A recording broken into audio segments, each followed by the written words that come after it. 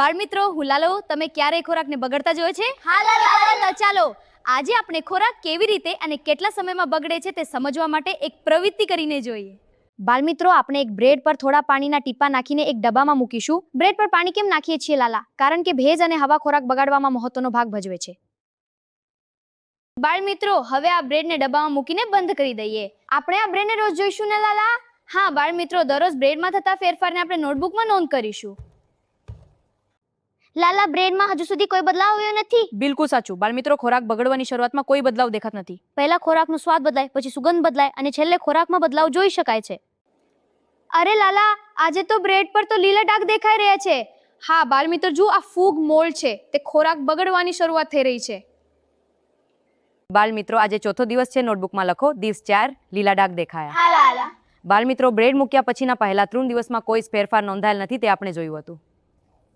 લાલા, બ્રેડમાંથી બહુ ખરાબ ગંધ આવે છે. હા બાળ મિત્રો, જુઓ હવે ખોરાક સંપૂર્ણ રીતે બગડી ગયો છે. તેમાંથી ગંધ બહાર ફેલાઈ રહી છે. ફૂગ અને જીવાણુ બ્રેડને ખાઈ રહ્યા છે અને બ્રેડમાં જ વસવાટ કર્યો હોય એવું લાગે છે. બાળ મિત્રો, આ પ્રવૃત્તિ આપણે શું શીખ્યા, શું જાણવા મળ્યું? પાણી અને હવાથી ખોરાક ધીમે ધીમે બગડે છે. સ્વાદ અને ગંધ દ્વારા ખોરાક બગડવાનો શરૂ થાય. શાબાશ, એકદમ સાચું. હવે લાલા, કેવી પરિસ્થિતિમાં કયો ખોરાક જલ્દી બગડી જાય? બાળ મિત્રો, ઉનાળામાં ગરમી વધુ હોય એટલે બેક્ટેરિયા અને ફૂગ ઝડપથી વધે, જેથી દૂધ, દહીં, શાકભાજી વહેલું બગડે. ચોમાસું એટલે હવામાં ભેજ વધારે હોય એટલે હવામાં ફૂગના બીજાણુ વધુ હોય છે, જેથી રોટલી, બ્રેડ, અનાજ પર ઝડપથી ફૂગ લાગે. અને બાળ મિત્રો, શિયાળાની ઋતુ એટલે હવામાં ઠંડક વધુ હોય અને ઠંડકમાં જીવાણુઓ ધીમા પડે, જેથી ખોરાક લાંબા સમય સુધી બગડતો નથી. બાળ મિત્રો, હવે આગળ જોડકા જોડવાની પ્રવૃત્તિ કરીશું. તૈયાર રહેજો. બાળ મિત્રો, આજે આપણે જોડકા જોડવાની એક્ટિવિટી કરવાના છીએ. અમે તૈયાર છીએ લાલા. આપણે પાઠ્યપુસ્તકના પાના નંબર 38 પર ખોરાકને લાંબા સમય સુધી સારા રાખવાની પદ્ધતિઓ વિશે જાણીએ. આ બાજુ ખોરાક છે અને આ બાજુ તેને લાંબા સમય સુધી સાચવવાની રીતો લખેલી છે. લાલા, આ પદ્ધતિઓનો ઉપયોગ મારા ઘરે થાય છે. દૂધને કેવી રીતે સાચવવું?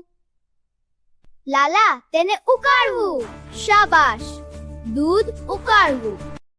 હવે ભાતને લાંબા સમય સુધી સાચવવા શું કરીશું? લાલા, ભાતને પાણી ભરેલા વાસણમાં રાખશું તો લાંબા સમય સુધી બગડે નહીં. ખૂબ સરસ. બાળ મિત્રો, લીલા ધાણાને લાંબા સમય સુધી તાજા રાખવા આપણે શું કરવું જોઈએ?